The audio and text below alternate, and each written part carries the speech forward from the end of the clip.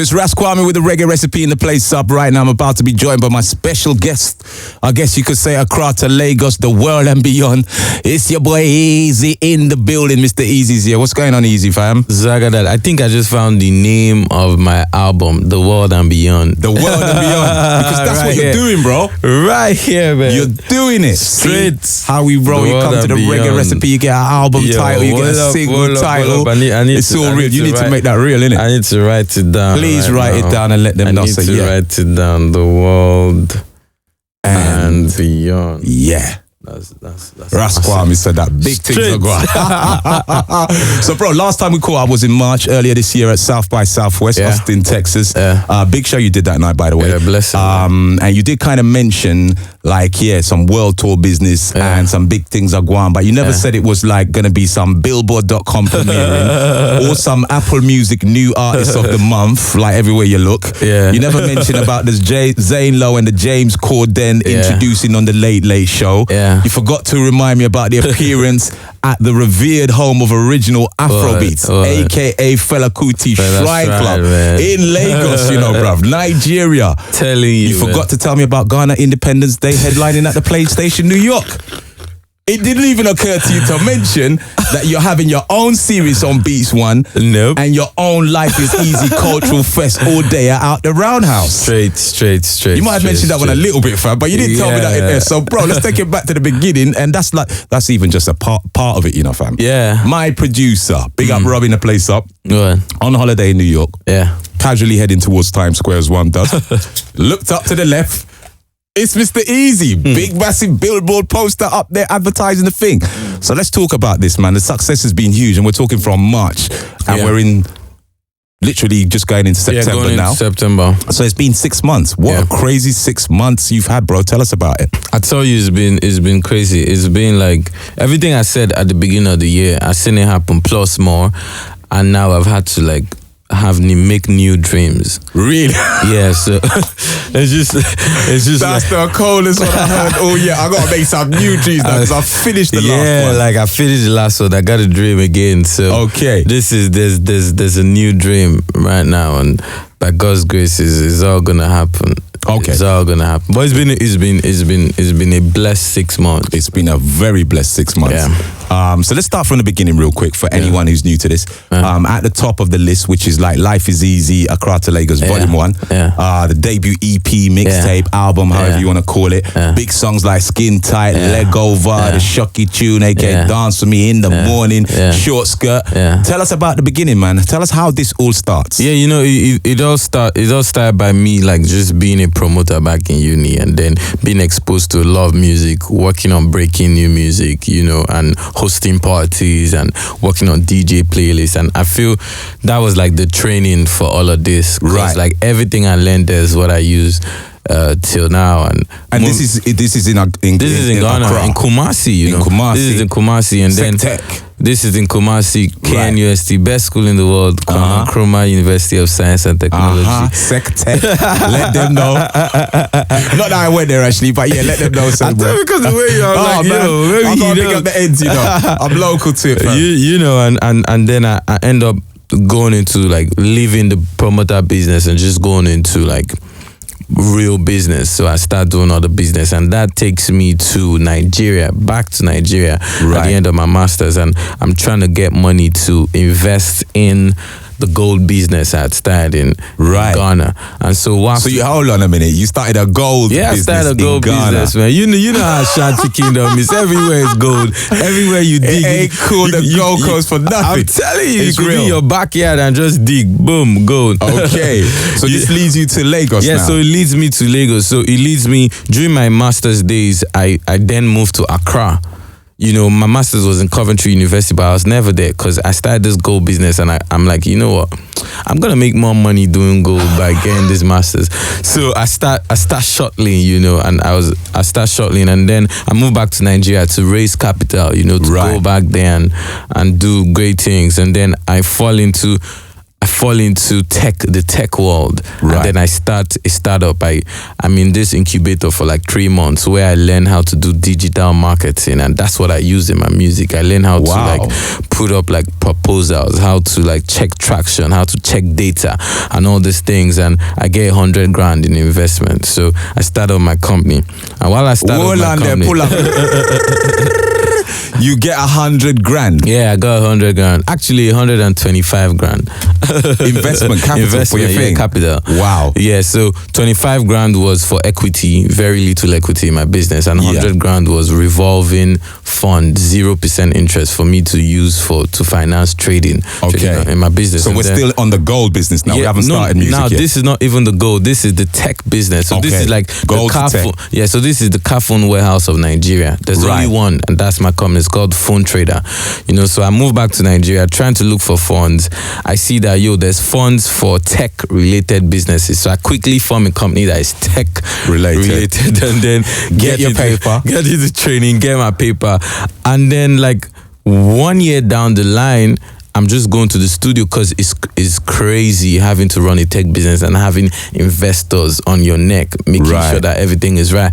And then all of a sudden, I start going to the studio to record, to release stress. I'd always been doing this from uni days, and then I'm in my office one day, and I get an email, and it's like, "Yo, we want you for a show in the UK, and we're offering to pay you 1 grand." So hold on, what song was it that led to that? So this was PP Dance. Right, This one was of your PP very early tracks. one of my very early tracks. It was in my first mixtape, and my first mixtape was called About to Blow. It's so crazy how my mixtape was called About to Blow, and on About to Blow there was PP Dance and Bankulize, 2 songs. Right, and so Bankulize. so these 2 songs got me those bookings, and they told me is 1 grand, and I'm like, because I didn't want to go like have a business here. I'm running, and then I said no. Pay me 2 grand thereby, the 2 grand, the 2.5, and they're like, okay, we'll pay you. I'm like, whoa. Okay. And then I have to pretend. I'm like, you'd have to speak to my manager. So I call my friend. I'm like, yo, you're gonna real quick act like you're my manager. So he acts like he's my manager, and boom, I find myself in the UK, in Leicester. I still thought it was a joke till I came out on stage, like 1,500 people. Really? All screaming, and I'm like, oh wow.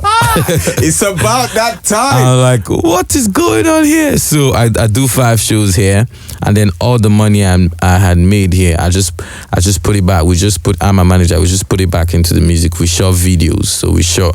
There were all of a sudden there was skin tight video. There was anointing video. There's whole up video. We just shot videos, and then went back to Nigeria. I went back to work like I was not an artist. I went back to work, and then we're just there working, and then we start releasing these videos. Next thing, we come back here in July of last year. July 17th, we play Ghana Party at the park. Okay. July 22nd, I play O2 Kentish Town. And seeing everybody come through for me and pay to come watch me, I just said, you know what? I am now a musician. This can work. July 22nd last year, Mr. Eazi, born, full-time music. Hold on. July 22nd July year. 22nd last year, O2 Kentish Town. I was speaking to an Changing artist in this room. very studio the other day, Changing Shensia. And her thing started like March last year. And Word. suddenly she's the dancehall queen. Word. So we're looking at July, did you say? 22nd? Mm-hmm. My word. So, okay, this is beginning to make sense now. The Right. gold, the business ethic, Yeah. and the tech studying, Yeah, and the yeah. availability of finance in Nigeria. Exactly. Yeah, that's all beginning to make sense how Yeah, you so kind of arrived. Everything just put together, and then we just started grinding, and that's what we've been on till today. And for me, I look at the music as a product. I look at Mr. Eazi as a product. Right. You know, I look So at you're going to Mr. start Eazi talking as a- about yourself in third person. Yeah, in and third all of that. person, like, yo, Mr. Eazi is a product. So what I have to do is I have to build this product, let it have brand image, do some marketing, let the branding be on point, let the marketing be on point. I have to go back to the product, let the product be on point, and then hopefully one day we would, just like I did for my tech business, I'll be like, yo, you know what, investors, Mr. Eazi is what? X billion. Now, that's the valuation. Now, if you want a percentage of this whole ecosystem that is Mr. Eazi, you'd have to buy at X valuation, not the record deal, my brother. You're selling shares in Mr. you have Eazi. to buy shares in Mr. Eazi and then bring your strategic partnership on board. You know, that's the dream for me. That's my new dream. You know, I told you I needed it. I was gonna have new dreams, so that's my new dream, and it's almost coming true, man. That is a very loud dream. So dare I say, are you at all surprised by like the speed of your success? I am surprised. I'm surprised, but at the same time, I expect it, but I'm surprised. You know, when you expect something, but you know nothing is sure. Yeah. So when you actually get it, you're surprised for that minute. And the next second is off, is gone. You're on to the next one. Because you know for you to have done this, then you need to take it further. So it's crazy. The speed at which I've moved is scary to me. Cause like it took my contemporaries like 5-6 years. Bro, it's scary to all of us. You make everyone feel nervous all at once. And I was saying that from last year before you even left, bro. You know, I'm like, yo, you're kind of switching up this thing because I don't see how you obviously have the benefit of the growth in Ghana. Talking deeper about the Afrobeat scene now, you have the growth in Ghana and you're Nigerian by birth, and you have that side as well. So your fusion of the two sounds dominating the Afrobeat sound was just like the perfect marriage, and boom, game on. And that's what it's been this year. If you want to count like 5 pop Afrobeat songs, African songs, they're all on that merger of Ghana and Nigeria. It's like everybody just realized that, yo, what formula is Mr. Eazi using? Okay, we're gonna end up doing it. December last year, almost 60% of Nigerian artists were in Ghana playing shows. Crazy. Now everybody's using words like Banku, they're using words like Xtra, they're using Mami, Odo, Sika. My guy, how come? That's like I'm showing shots, isn't it? Yeah. My guy, how come? How do you know Odo? How do you know Sika? Yeah. How do you know Mami? Odo, from where? What's the connection? You know, it's just like an American artist now just rapping about something in the UK, and you know he has no connection. Clue. Doesn't even have friends. He's exactly like that. Must have taken the game by surprise. And this has led you to the WizKid and the Starboy Entertainment, right? Is this real? Yeah, so it's like Wiz. My first interaction with WizKid was trying to book him for my show, but that couldn't happen. I couldn't afford him at the time, and then the next interaction was... You couldn't afford him at the time? What time at the was time. That this was 2010, 2011. I wanted to book him, and usually I would pay artists. Before that time, I think the most I had paid an artist was like maybe $2,000, $3,000. And then Wiz at the time was, I think the charge was almost like 7-8 grand. 2010, early days of the scene. Yeah, so it was, and that was first charge, but I just thought it was too expensive, you know, because like based on the capacity I was trying to book him for, I did my maths, it wasn't gonna do anything. And the next time I would meet Wiz was when, you know, R2B is the close friends, and then they've been trying to push me to do this music, and they introduced me to Wiz, and then we just had a brief chat. And the next time will be March when I'm in London. Like, Ifya hits me up and she's like, yo, I want you to meet Wiz. We've been talking about you, blah, blah, blah. And then in May last year, I go to Ghana and meet Wiz. And Wiz was at the Ghana Music Awards. He was going to close it. And then the organizer had excluded me from the awards. And he was like, oh, Mr. Eazi is not Ghanaian, so we're not gonna put him in our awards scheme. And so he was like, these guys are not serious. You know what? I'm going to bring you on stage, and then you're going to perform at the time where I'm performing. So the whole of Ghana and the whole of Africa is going to watch you. So let's just and he just did this out of love. Yeah, he's like, let's just take a piece. These people are not serious. Don't they know you're putting Ghana music on the map? How can they say you're not eligible? So it was Nigeria versus Ghana, right? You know, and I remember Mugi's was like, yes, show them. I'm like, okay, if Mugi says we should do it, we're gonna do it. And then we came on, and then before then he had spoken to me about Starboy Worldwide, and his vision was taking African music global, because he at that time he was about to do a stadium tour of Africa, like stadiums in key African countries. So he was telling me, he's like, once I do this, it just means I've done it all in Africa. So I have to expand, go further, and I want people that'll be able to go further with me. And I feel like your sound can travel beyond Africa, and I want us to like have an alliance and do this. So at first he told me, he's like, if you want a traditional record deal, I can give you a record deal, but you just tell me what you want. And I told him, I'm like, I don't want a record deal. I don't need a dime. I don't need one Ghana cedis. I want us to work like businessmen. I want this to first start out as an affiliation and then end up being a collective, a business. I'm a businessman, and that's what it became, and that's what it is till now. And that's why I've been able to also move swiftly and independently, while still leveraging on his experience, R2B's experience, if he has experience. So big up everyone. Big up the whole of the crew. Yeah. It's a beautiful look back right now. Yeah. So are you at all surprised by the speedy growth of, or the current popularity of the Afrobeat scene worldwide, especially the UK aspect of it, which you've helped to inspire? No, I'm not in any way surprised, because if you look at it, we have to big up people like Fuse ODG, who have done a lot of things. I feel even right now, Afrobeat has not even like I've not done what Fuse has done in terms of the numbers, the number of records sold in the UK. I don't have a top 10, top 100 record. Do you understand? But Fuse did it. Fuse had like a top 4. Had a couple top 10s. Fuse is on our way. Big up Fuse. I did happen to catch up with him at the carnival at the weekend at the Black Star party. Absolutely loud. Ed Sheeran record coming, singing in tree and all these things. So yeah, the levels are way up. I feel like there's still been a disconnect. It's just like in 1991, people like Majek Fashek, they took it to some point, and then there was a digress, and then Fuse did his thing, and then there's been a digress. You have people like Davido try and do a worldwide thing. You have right now WizKid trying to do a worldwide thing.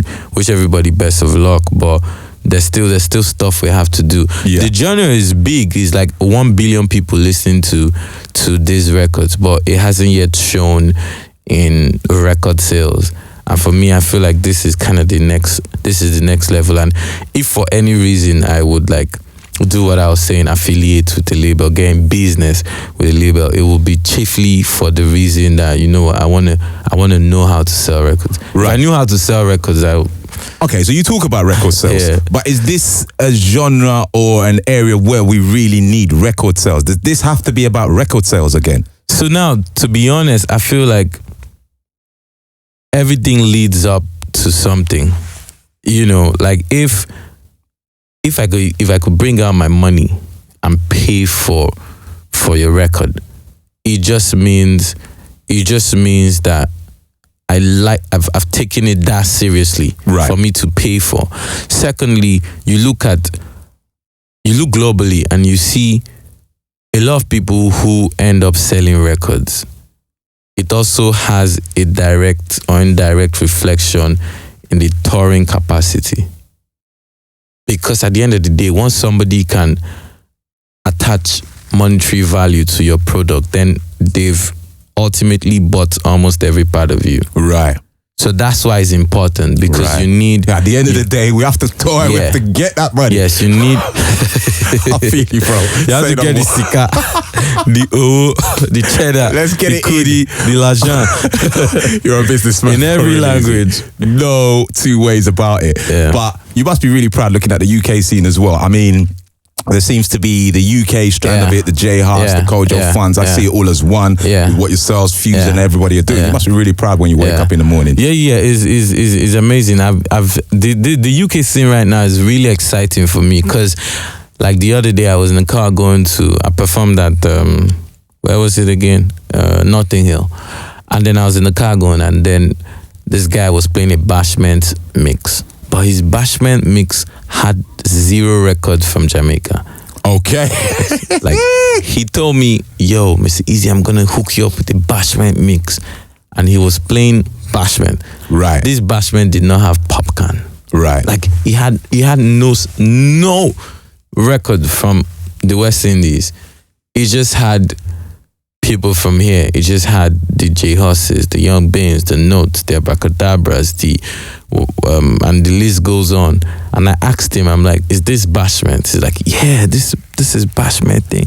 I'm like, okay. So this is so I'm like, this is what you interpret as Bashment. Now. He's like, yes. And then the other person in the car said, no, this is Afrobeat. And then the only African artist who had the records in this Bashment or Afrobeat mix was myself and WizKid. Myself with Skin Tight and WizKid would Come Closer. Right. And then I told him, I'm like, gentlemen, this is neither Bashment nor African music. This is UK music.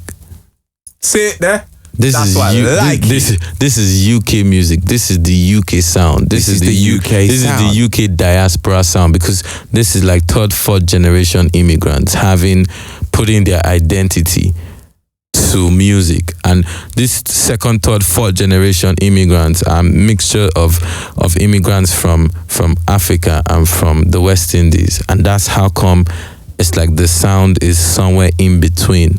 So you can't call it Bashment. You can't call it Afrobeat. It is UK music.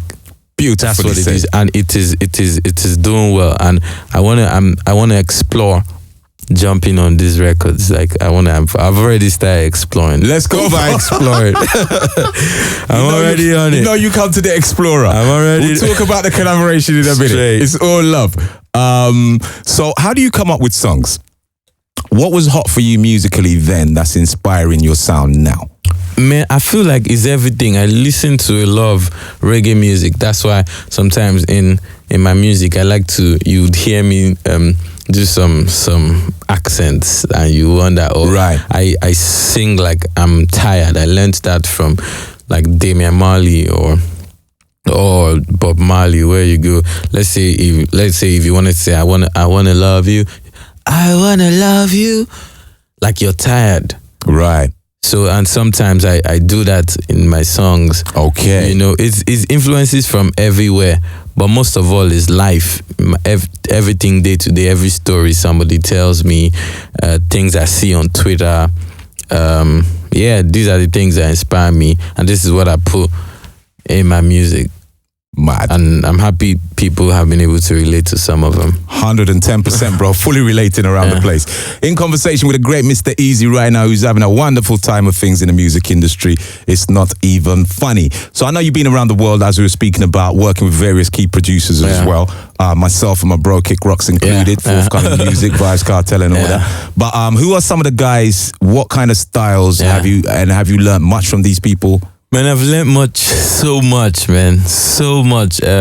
Shout out to, shout out to, like my girlfriend calls him my boyfriend. Shout out to Diplo, you know. Diplo. Just working with Diplo and Blender, you know, just taught me a lot from the business side to making the music to execution. I'm still learning. Another person, Blood Pop just put out the record with Justin Bieber, the Friends record. Learned so much on songwriting and how he just creates generally, like great mind. Blood Pop, Super Dubs, like his Miami crew, sick. The Miami crew, Super Dubs, the Genius. That house is like crazy. The house is crazy. That's a factory. So you got some Rihanna size records on the way. If you're dealing with Dukes and them, you got some Rihanna bangers. You got some Grammy Award winning thing coming. That's a music factory. Okay. You know, I think I'm blessed. Even just yesterday, I was working with J5. You know, I told you I love this UK sound. Bounce. So I'm like, you know, J5, let's get to studio.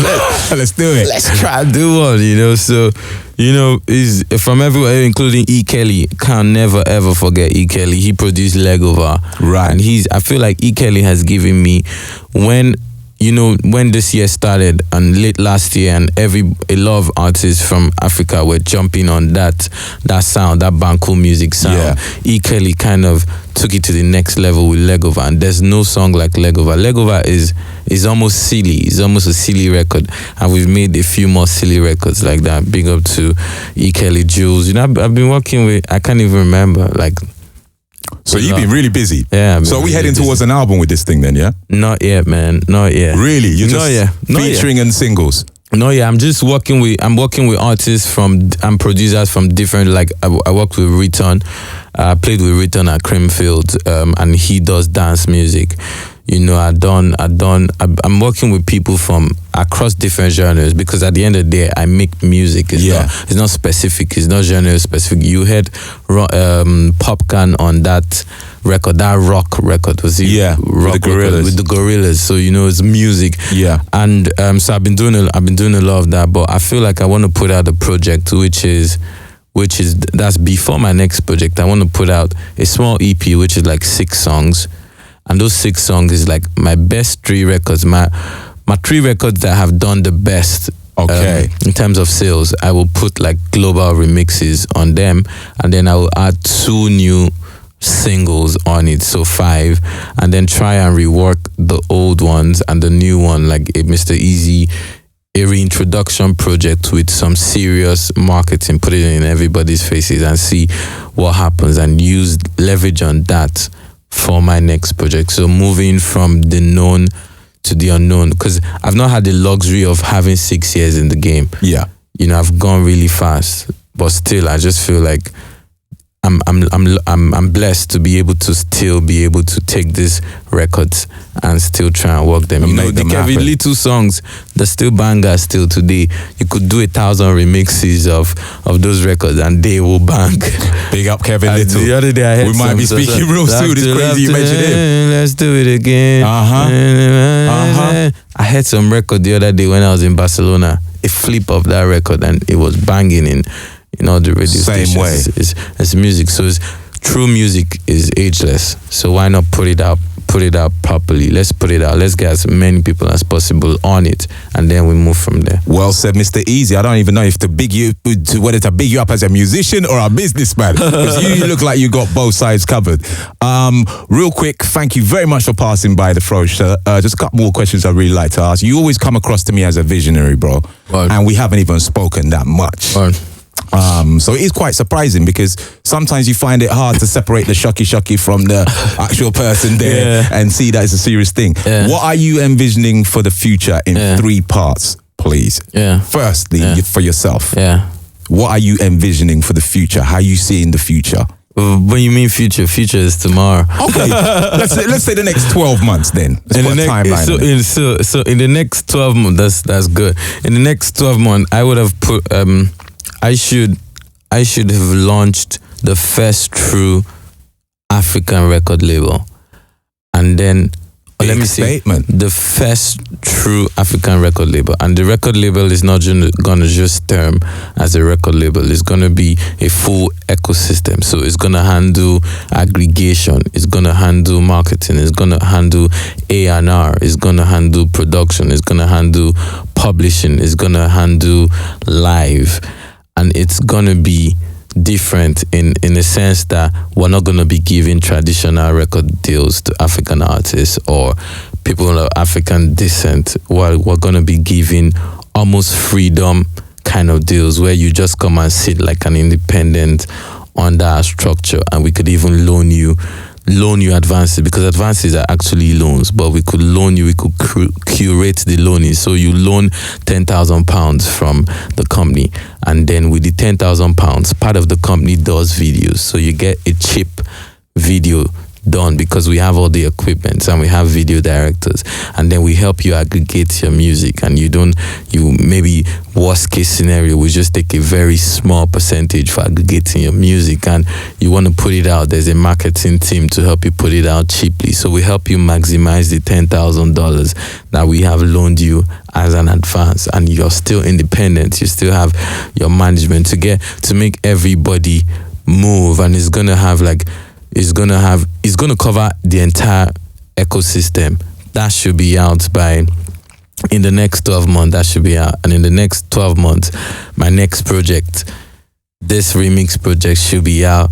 I should be on some proper charts, you know, either as a guest or as a writer, proper charts, or as my single.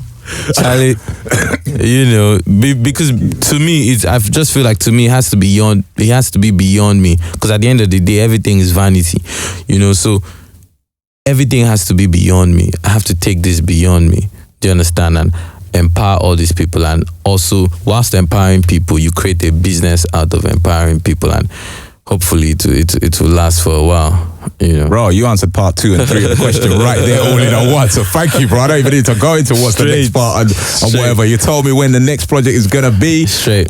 Beautiful. You're making all of this happen on your own terms. It's amazing. Yeah. More power to you and more success, bro. Yeah. Do you want to give a word out to your fans out there right now? Man, it's just a thank you for steady support, and the support has been immense. You know, my fans take it personal, and then my team is like the best team in the world, because they're doing magic. It's not all me, is my team. And for everybody like in the UK who's ever heard a Mr. Eazi record, or loves Mr. Eazi, or even just loves African music, should best come to the Roundhouse September 23rd. Oh my God. You see what happens when you come here with so many stripes? I start forgetting like some of the most relevant ones. How could I forget that part? Yeah. It's all about the Live is Easy. It's all about the Live is Easy Culture Fest at the Roundhouse. That in itself is an achievement. Yeah. Roundhouse, perfect landmark. Yeah. Afrobeats in the Roundhouse, great look. Yeah. You know what I mean? Put together by yourself for a day, amazing. So tell us a little bit about that. Yeah, so I did a concert last year, and then anybody can do a concert. But like I said, I want it to be beyond the music, and I want to be looked at as a curator. And I said, what are the elements that put together Afrobeats, if you call it? It is the dance, it is the fashion, it is the music, and the music from the producers, and the music from the DJs, and the music from the artists. So I said, you know what, let's start small. Let's have an event where we can curate all of this in one venue, having every element, and then just show the world and then let the fans really appreciate all the elements that make up Mr. Eazi, or help to put together Mr. Eazi. And that's the reason for Life is Easy Culture Fest. And hopefully it will be an annual thing, but I think it might revolve. So maybe this is the maiden edition, is at the Roundhouse 23rd September, and then afterwards, maybe next year or in 6 months, we might take it to Toronto, or we might take it to Japan. You know, we just revolve that. And because at the end of the day, the reason why I feel, in my opinion, the reason why I feel reggae music has stood the test of time is that beyond the music is the culture around it. Very true. So I might not really be into reggae music, but once I see somebody with the dreadlocks, I can attach dreadlocks to reggae music. I can attach colors to reggae music. So the culture has kept the music going beyond. So reggae music is beyond any artist. True. You can't tie reggae music to one artist. It's reggae music. It's now cultural. Yeah. So that's what I'm hoping to do with the Life is Easy Culture Fest. So if you've never been to Africa and you want to like catch a vibe, this is the spot. Come true, yeah. Okay, Life is Easy, the Cultural Fest at the Roundhouse on the 23rd of September. One amazing one. No doubt I'm coming down to work, yeah, bro? Straight. Well, we did talk about that one a while anyway, so I'm so looking forward towards that. But Mr. Eazi, what's the social media platforms for anyone who's just heard about you and just is so gassed? Yo, everywhere is Mr. Eazi, MREAZI on Snapchat, on Instagram, on what other thing is there? On Twitter. Everything. On even the future ones. It's gonna be the same, MREAZI.